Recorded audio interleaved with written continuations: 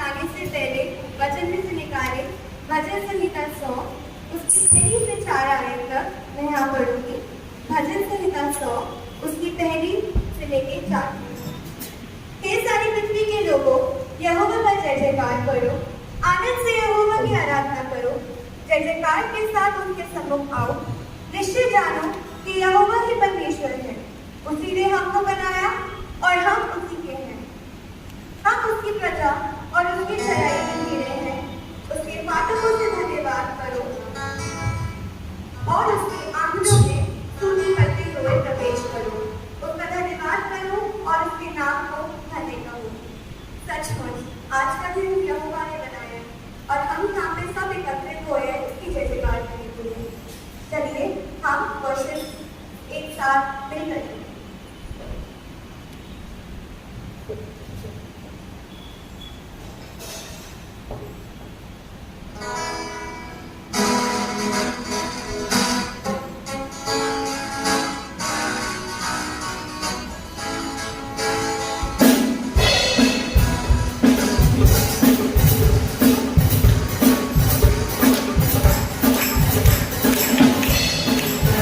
यहोवा ने बनाया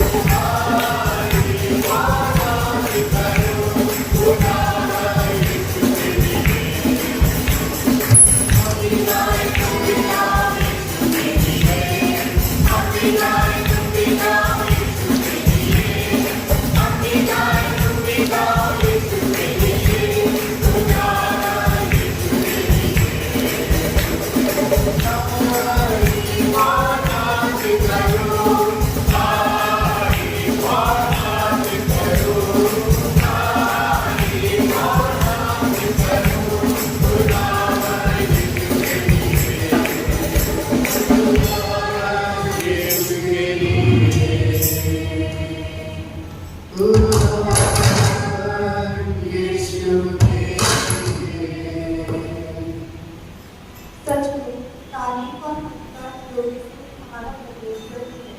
बहुत सी चीज़ें हमारी लाइफ में ऐसी हो जाती हैं कि हम अपनी लाइफ में ऐसी होती है उसको पहला स्थान देना भूल जाते हैं, अपने मुश्किल में उसको पूरा करना भूल जाते हैं, पर वो हमें हाथ पकड़ हमें छू कर दोबारा काम के लिए चलता है। तो ऐसी चीज़ आज हम अपनी जिंदगियों में कर सकते हैं। ये भी कोई करके अवसर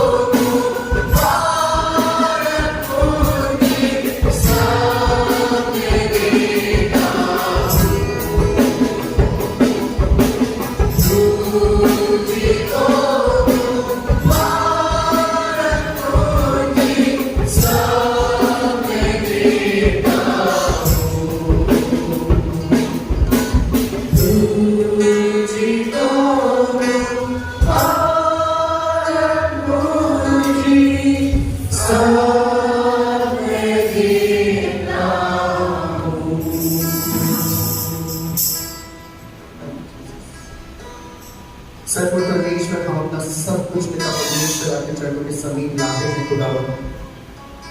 अपने दिलों को, अपने मनों को, अपने देह आत्मा प्राण को खाली करके आपके चरणों में रखते हैं खुदावन। क्योंकि हम जानते हैं खुदावन हमें ना कोई पूंजी है ना कोई लियाकत है जिसके द्वारा पिता परमेश्वर आपके समक्ष आने का साहस कर सकते प्रभु, मगर तो ये आपका अनुग्रह है, आपकी दया है प्रभु, जिसके कारण हम बचाए जाते हैं और हमारे जीवनों में ऐसे अवसर दिए जाते हैं प्रभु कि हम आपकी हैकल में आके आपकी इबादत कर सकें, आपके नाम को ले सकें, आपके वचन को पढ़ सकें, खुदावंद आपके गीतों को गा सकें, आपकी स्तुति रात में इस्तेमाल हो सके।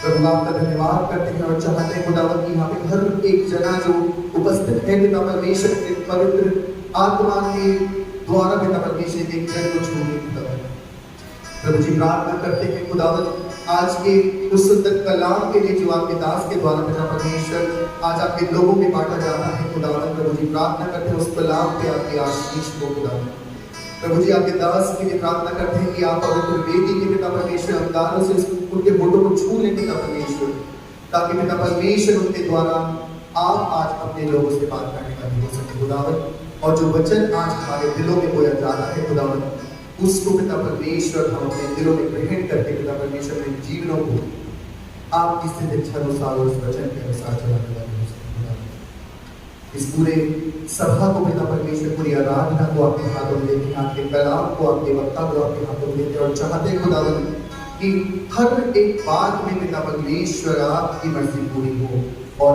आपके नाम को जय और महिमा मिलेगा। हर एक बात को हर एक विनती को आपके चरणों में अर्पित करते हुए इस प्रार्थना को आपके बेटे हमारे सामर्थी यीशु मसीह के नाम से मांगते हैं, सुनिए और कबूल करें।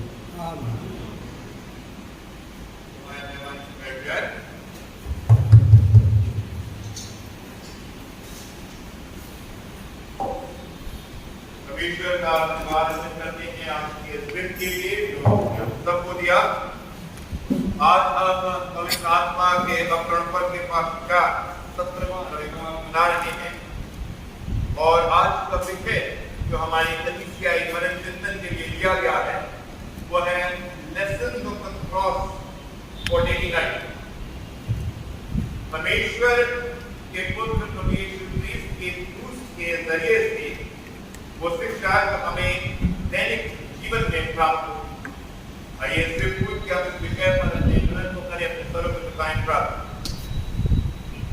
बात प्रभु आपके हुक्म खाते हैं, धन्यवाद देते हैं आपकी तमाम आशीषों के लिए।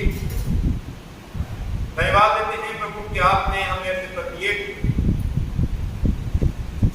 क्रूस की सामर्थ दी है, क्रूस का अनुग्रह। प्रभु परमेश्वर ये क्रूस दर्द और पीड़ा और बलिदान के साथ साथ हमारे लिए विजय का भी है। विजय जो हम अपने आप से हासिल नहीं कर सकते थे, पर विजय जो हमें आपके जीत में दे दी कि हमें उस जीत में हिस्सेदार बनाया। प्रभु प्रार्थना करते हैं जब उसी क्रूस की ओर हम नजर करते हैं और प्रभु आपके उस इंडिकेशन को देखते हैं जहां आपने इस बात की ओर दिलों के ध्यान को केंद्रित किया कि किस प्रकार से आपको क्रूस उठाना। प्रभु वही आपने अनुग्रह की शुरुआत उन्हें पाए, हम इस अनुग्रह को अपने जीवनों समझने मांगते प्रभु परमेश्वर का धन्यवाद आज के दिन के लिए, जबकि परमेश्वर ने हम सब यहाँ मौजूद हैं और विश्वास करता हूँ आत्मा के जरिए से तैयार किए गए, जहाँ हम धन्यवादी हैं हमारे जवान बच्चों के लिए कि उनकी ओर से आज हमारे लिए प्रेजेंट वर्षिप की गई ताकि हम वचन को सुनने के लिए तैयार किए जाए। जब हम क्रूस की बात करते हैं तो विशेष रूप से मैं और आप प्रभु यीशु क्रिस्त के बलिदान की ओर केंद्रित किए जाते हैं कि किस प्रकार से प्रभु यीशु क्रिस्त ने उस क्रूस पर अपने प्राणों को मेरे और आपके लिए दिया और हम और आप इस बात को एक पर्सनल अकम्प्लिशमेंट के रूप में लेते हैं, एक व्यक्तिगत विजय जो मेरे लिए थी। क्रूस जरूर है, अकोमोडेट मोहित करता है पूरे विश्व को, पूरे जगत को। पर क्रूस उसी समय में जहां सबको अपने साथ सम्मिलित करता है, व्यक्तिगत भी है।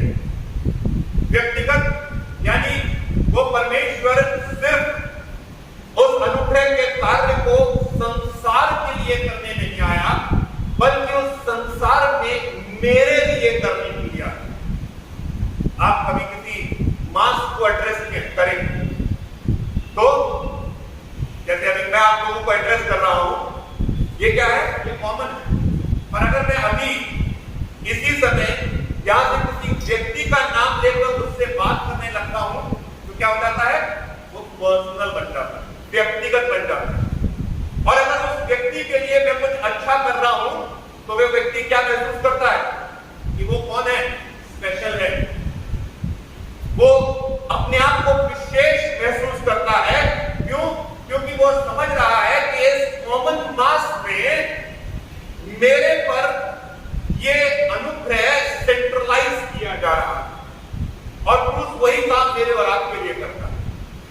क्रूस जहां मेरे लिए मास में दिया गया है, पूरे विश्व के लिए दिया गया है, वही क्रूस मेरे लिए सेंट्रलाइज किया गया है, पर्सनलाइज किया गया है, कस्टमाइज किया गया है कि मेरे लिए प्रभु यीशु क्रिस्ट उस क्रूस पर रहा, मेरे लिए।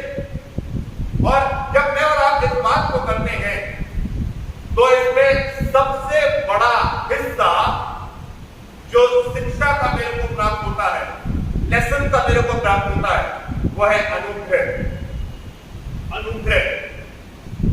अब यहां से लेकर वहां तक जितने लोग बैठे हैं सारे एक से नहीं हो सकते। अलग अलग सोच, अलग अलग विचार, अलग अलग विश्वास का माप, अलग अलग धार्मिकता, अलग अलग अच्छाइयां, अलग अलग बुराइयां, सारी बातें यहां से लेकर वहां तक हर एक व्यक्ति में अलग अलग माप की है। पर क्या प्रभु यीशु मसीह का अनुग्रह ये कहता है कि मैं अलग अलग माप के अनुसार तुम्हारे लिए काम करूंगा? नहीं। उसका अनुग्रह ये कहता है कि मैं अपने अनुग्रह में तुम्हें एक सा मानता हूं, एक सा मानता हूं। मूसा और उसके सेवक के बीच में जो संवाद हुआ, गिनती की पुस्तक उसके 11वें अध्याय, अगर आप मेरे साथ निकालें उसकी 24वीं आयत, वहां क्या हो रहा है? परमेश्वर मूसा के लिए 70 पुरुषों को एक प्रकार से अनॉइंट कर रहा है, अपना आत्मा उनको दे रहा है। और वो कहता है कि तेरे पोर्शन का वो आत्मा, तेरे हिस्से का वो आत्मा मैं अब उन सब पे ठहराऊंगा ताकि वो तेरे काम को हल्का कर सके। हम सब जानते हैं कि ये सजेशन मूसा को कहां से मिला था? मूसा के ससुर के द्वारा, क्योंकि मूसा के सामने बहुत बड़ी संख्या थी जिसको उसको एड्रेस करना था, हर दिन की समस्याओं का उनको सलूशन देना था, हर एक बात को देखना था। तो ये बताया गया, ये सजेशन आया कि तू क्यों नहीं 70 ऐसे लोगों को या और प्रमुखों को ले लेता है जो तेरे लिए जाकर कॉमन पर्सन से उस बातों को जो तू एड्रेस करना चाहता है वो एड्रेस कर, यानी स्पोक्स पर्सन। अगर हम देखें बिब्लिकल हिस्ट्री में सबसे पहला स्पोक्स पर्सन कौन था? मूसा।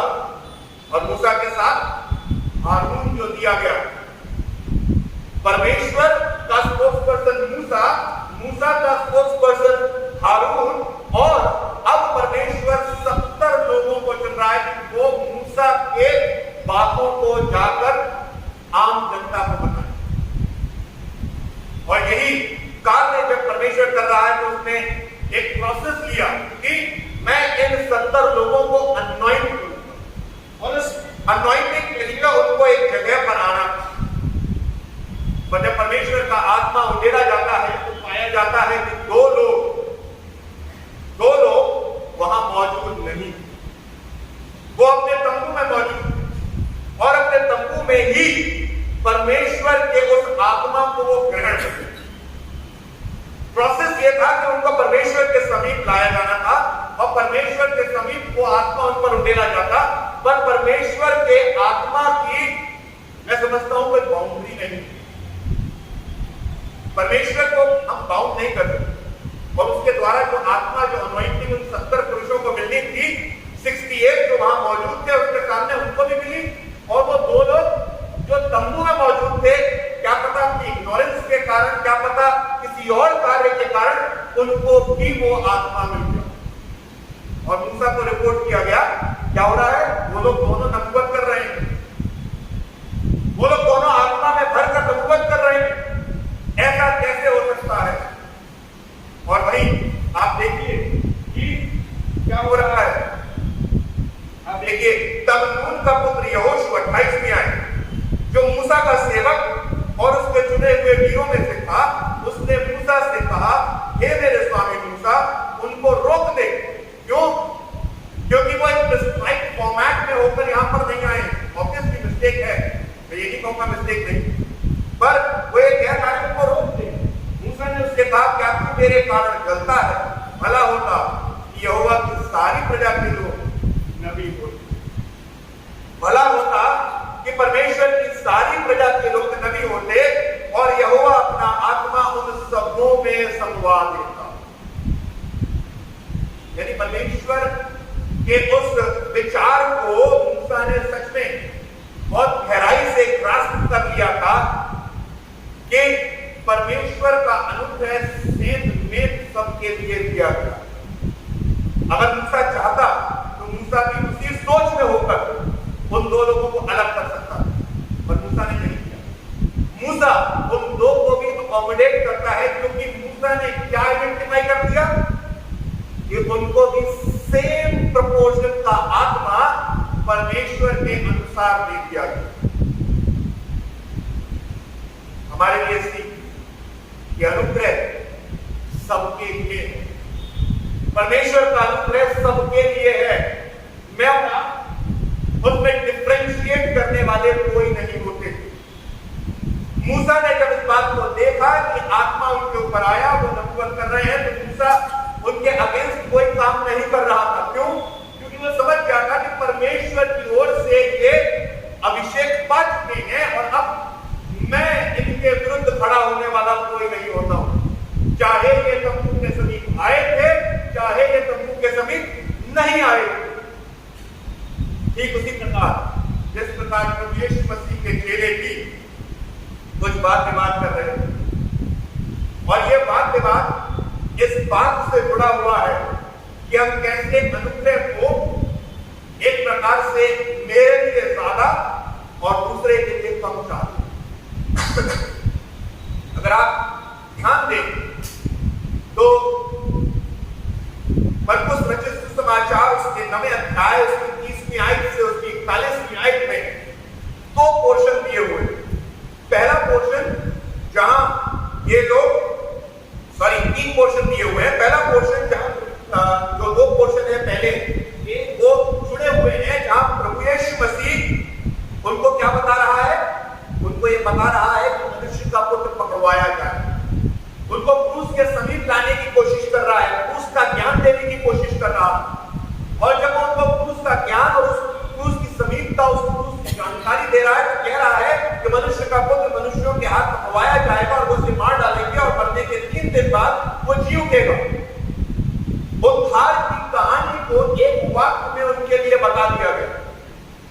और उसके बाद उन लोगों में एक बात दिमाग, प्रभु यीशु मसीह जब तीसरे सेक्शन में घर पहुंचते हैं तो पूछते हैं, तुमने क्या बात विवाद हो रहा, क्या बात विवाद हो रहा?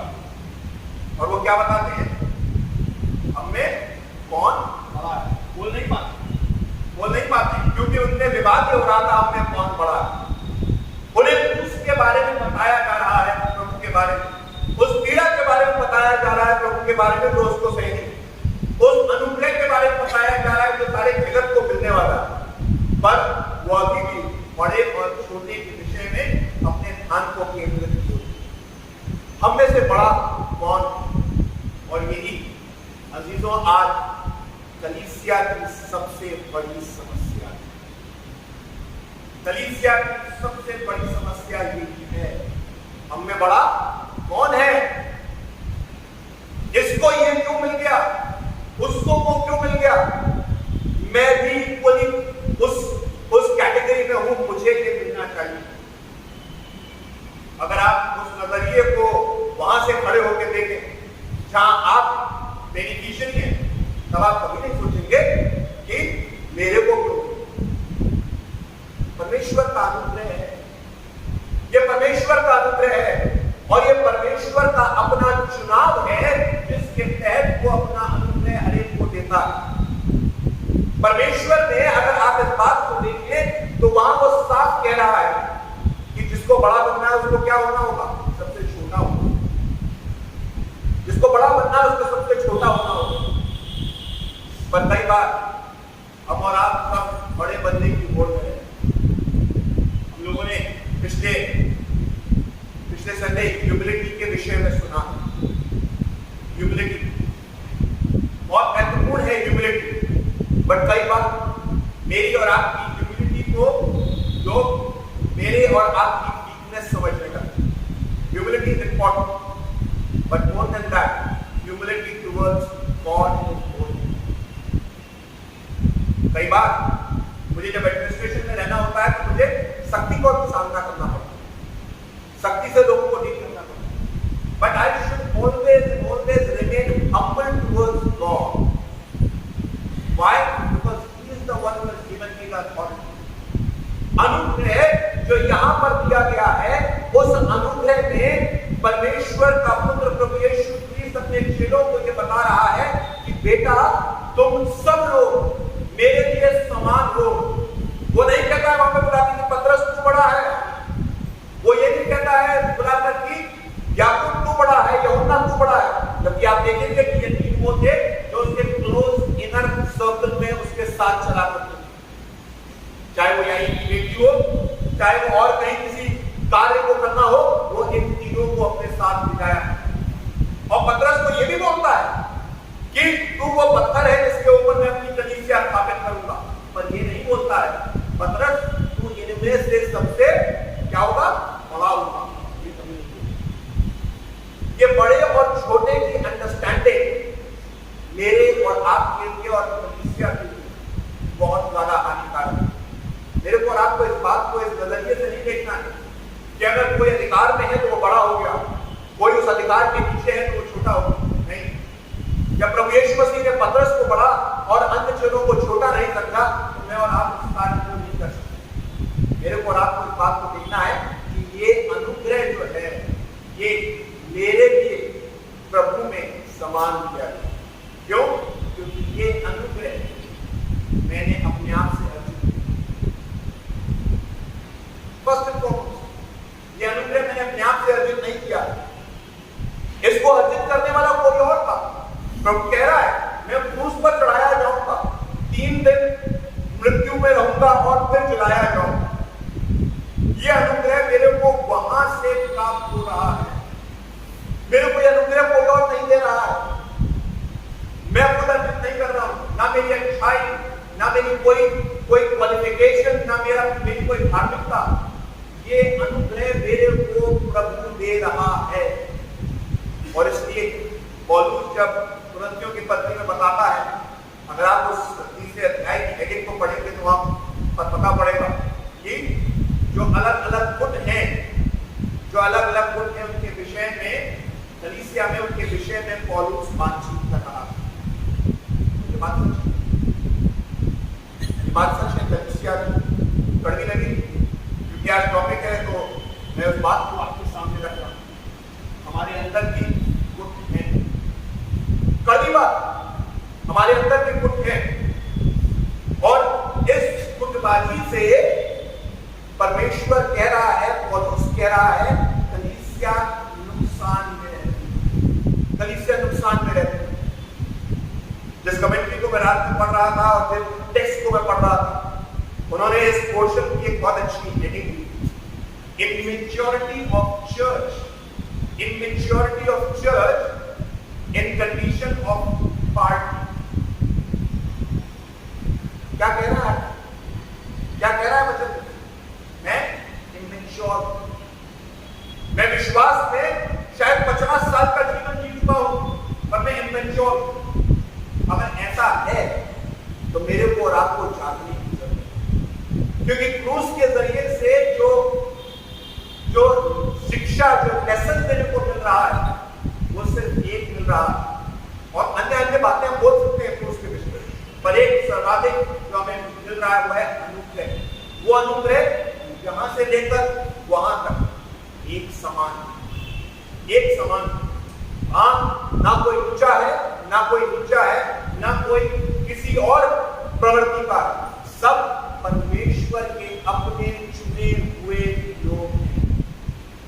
और जब उसके अपने चुने हुए लोग, तो बेहतर ये होगा कि मैं और आप मूसा जैसी परंपरा, जब उसको रिपोर्ट किया गया कि ये दो लोग तंबू में नहीं आए थे, इनको तू रोक दे, मूसा कहता है नहीं, परमेश्वर का अनुग्रह ने मिल चुका है, और अगर परमेश्वर का अनुग्रह ने मिल चुका है तो मैं इनको रोकने वाला हूं। मेरे और आपके लिए यही बात बहुत महत्वपूर्ण है। क्रूस के जरिए मेरे को और आपको क्रूस के तले अनुग्रह को पाए हुए उन लोगों में कोई भी भेदभाव नहीं, क्योंकि उसी भेदभाव के जरिए से मैं और आप अलग किए जाते, उसी भेदभाव के जरिए से मैं और आप बड़े और छोटे की समझ को प्राप्त करें, उसी भेदभाव के जरिए से हम फूटों पे बांटे जाते। अगर मैं और आप मूल बात पर ध्यान दें कि मैं भेदभाव नहीं करूंगा, तो ना तो गुट होगा, ना बड़े छोटे की अंडरस्टैंडिंग होगी, ना कोई और समस्या कलीसिया में। हम सब एक हो और कलीसिया में मिलकर आगे बढ़ते जाएंगे, ताकि कलीसिया की प्रगति हो और प्रभु का नाम धन्य माना। आइए हम प्रार्थना। सामर्थ्य परमेश्वर, हम हृदय से आपका धन्यवाद अर्पित करते हैं आज के दिन। प्रभु, जानते हैं कई बार वचन की बातें जब उनको पढ़ते हैं, जब उनको तैयार करते हैं, जब उनको सुनते हैं, हमें कचोटती, हमें ये दिखाती है कि कई जगह हम अपने जीवनों में गलती पे खड़े हुए, कई जगह हमारे जीवनों में बहुत सारी खामियां हैं, बहुत सारी कमजोरियां, और प्रभु यही आपके वचन का कार्य, क्योंकि वचन वो दर्पण है जो मेरे को मेरे जीवन की असलियत दिखाता है। प्रभु, आज इस दर्पण ने जो असलियत हमारे जीवनों में हमको दिखाई, प्रभु उन्हें पाए कि हम इस बात की समझ को रखें कि हमारे लिए ये आवश्यक है कि हम एक दूसरे के चेहरे को ना देखते हुए सिर्फ आपके चेहरे को, क्योंकि अनुग्रह हमें आप ही से प्राप्त। प्रभु, प्रार्थना करते हैं कि आप हमें ऐसे हर एक को ऐसी समझ, ऐसी बुद्धि दें कि प्रभु परमेश्वर हम इस बात को जान सकते कि जब आपका दास मूसा जो इतना बड़ा दास, वो उन लोगों को अलग नहीं करता है जो आपका अनुग्रह पा चुके, तो प्रभु हम कोई नहीं होती कि प्रभु किसी प्रकार की अलगाव प्रभु अपने सोच में, अपनी समझ में किसी उन्हें पाए। प्रभु परमेश्वर, ऐसी बाउंड्रीज को, ऐसे अलगावों को आप हमारे हृदय से बाहर निकालें, ताकि प्रभु परमेश्वर स्वतः ऑटोमेटिकली प्रभु हमारे भीतर से वो प्रभु परमेश्वर गुटबाजी निकल जाए, ताकि प्रभु परमेश्वर हम किसी गुट के ना हो। पौलुस कहता है, ना तुम अपोलोस के हो, ना अपोलोस के हो, ना